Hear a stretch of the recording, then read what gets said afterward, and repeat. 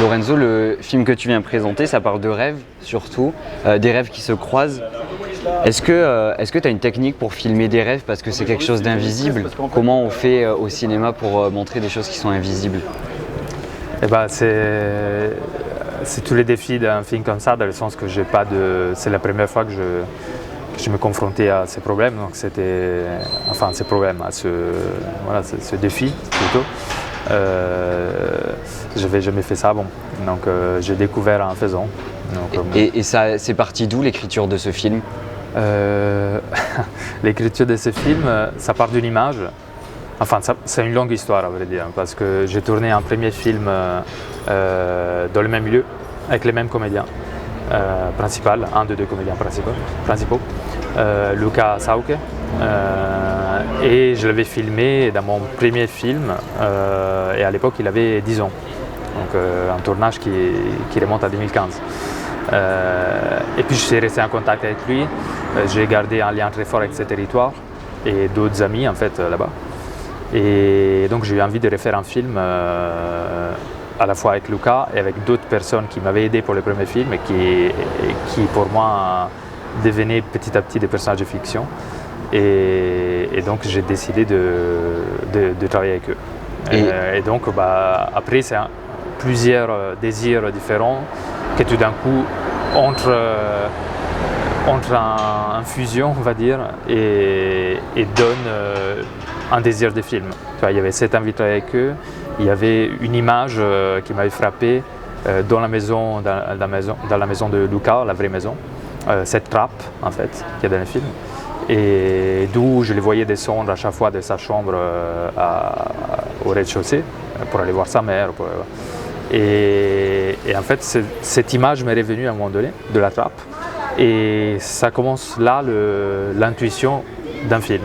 C'est-à-dire autour de ce passage entre deux espaces, entre peut-être deux temps, et comment, petit à petit, je suis parti de là et j'ai construit le film sans savoir où il allait. C'est-à-dire je me suis laissé la possibilité d'écrire une séquence après l'autre, que l'écriture d'une séquence amène la suivante, sans avoir de synopsis préalable. Le seul truc que j'avais au début, c'était une forme de structure en miroir entre un récit des rêves d'un jeune homme et celui de sa maman. Voilà. Et donc c'est parce que c'est parti de cette image de la trappe que tu as décidé de la mettre en premier plan du film, c'est ça?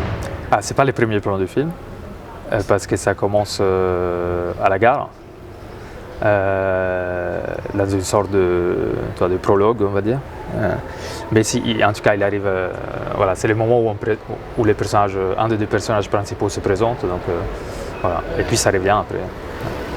Avant de regarder le film, j'ai lu le synopsis qui mentionne une blessure enfouie entre donc la mère et son fils. Est-ce que le rêve, c'est le seul endroit où on peut enfin se dire la vérité et enlever toutes les blessures? Je pense que c'est un des endroits. Il y en a d'autres. Mais c'est un endroit en tout cas qui moi m'intéressait en termes de cinéma. Donc comment on pourrait revenir à la question du début, c'est-à-dire comment on filme un rêve. Alors là, je n'avais pas du tout la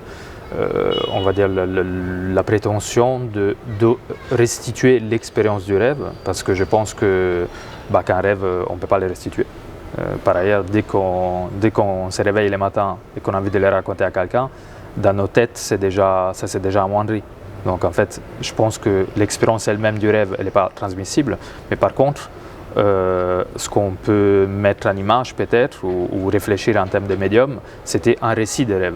Et donc ça, pour moi, c'est pas la même chose. C'est-à-dire. Et il y a des films qui parlent de rêve qui t'avaient déjà marqué avant?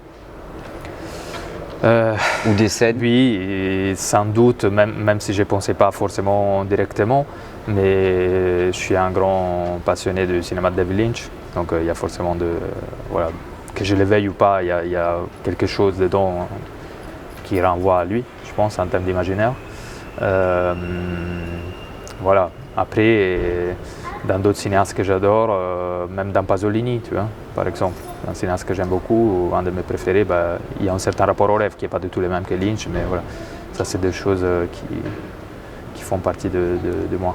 Et sur l'âge du fils, donc il y a un adolescent en fait, c'est venu parce que tu voulais cet acteur et qu'il avait cet âge-là, ou alors tu savais que tu voulais que le personnage soit un adolescent? Ça s'est passé comment? Dès le début, tu voulais un adolescent? J'ai écrit pour lui. Ok. En fait, j'ai écrit pour tous les acteurs qui sont dans le film.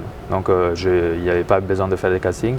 Par ailleurs, Luca, même s'il avait fait mon premier film, il n'en avait pas fait d'autres. Et les deux autres personnes plus âgées, c'est des interprètes professionnels, ils n'avaient jamais vu un plateau avant. Et la seule interprète professionnelle qu'il y a dans le film, c'est Iliana Zabet, pour le coup. Et je l'avais en tête dès le début de l'écriture. Mais du coup, quand on connaît déjà les personnes avec qui on va tourner, est-ce qu'on n'est pas un petit peu influencé quand on écrit?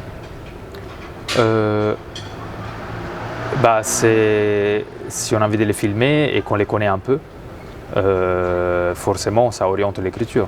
Et il y a aussi un désir de quelque chose qu'on sent chez ces personnes, qu'on a envie peut-être d'arriver à filmer quelque part. Donc c'est toujours un mélange entre quelque chose qui est là, de l'ordre du documentaire, de la présence, et des choses qui sont plus construites et qui sont de l'ordre peut-être de mon imaginaire à moi, voilà, de la fiction, on va dire. Et tu dirais que faire un court-métrage de fiction, ça permet d'avoir plus de liberté quand on veut parler d'un sujet? Non, je pense pas. Non, je pense que la liberté ne dépend pas du format. Ça peut être documentaire ou fiction. Par ailleurs, dans ces films, c'est un film de fiction, sans aucun doute, mais il y a beaucoup de documentaires dans le film. Et est-ce que donc ce film Histoire intérieure, c'est le début d'un projet un peu plus vaste, ou est-ce que tu travailles sur un projet en ce moment qui est un peu lié ou pas du tout? Comme j'ai fait 2 films là-bas et qui sont un peu l'un la suite de l'autre, même si c'est une suite imparfaite, on va dire, peut-être qu'il faudrait un troisième, et j'ai commencé à réfléchir à un autre projet, mais qui serait plutôt de l'ordre du long métrage pour le coup, parce que ce territoire pour moi c'est un espace de fiction, c'est-à-dire à chaque fois que je vais là-bas, et j'y vais au moins une fois par an, parfois plus, j'ai beaucoup de désir en fait encore qui est inassouvi là-bas, de filmer des choses, des gens, des paysages. Mais justement, le territoire dont tu parles, où se passe l'histoire, c'est le Cantal. Ouais. C'est ça. C'est quoi ton attache à cet endroit-là? J'y suis arrivé en 2013 pour faire du repérage pour un autre projet que finalement je n'ai jamais fait. Mais pendant que je faisais ces repérages-là, je me retrouve dans des ruines d'un château au Perché qui s'appelle le château d'Apchon.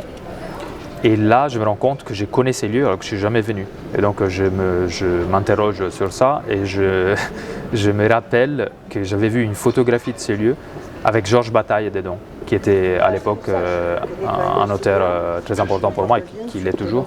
Et du coup, je me rends compte qu'en fait, Georges Bataille avait de la famille juste à côté d'Apchon.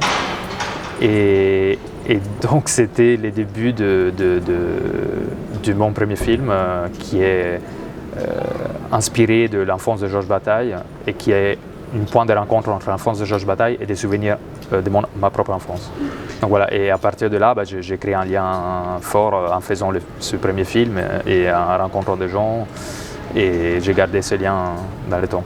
Et quand tu écris tes projets, tu es sur place là-bas, ou alors tu imagines le lieu en étant à un autre endroit? Comment ça se passe? J'ai beaucoup quand je suis là-bas. Voilà. Ouais, tu vas souvent? Ouais. Oui, relativement souvent. Ouais. Merci beaucoup. De rien.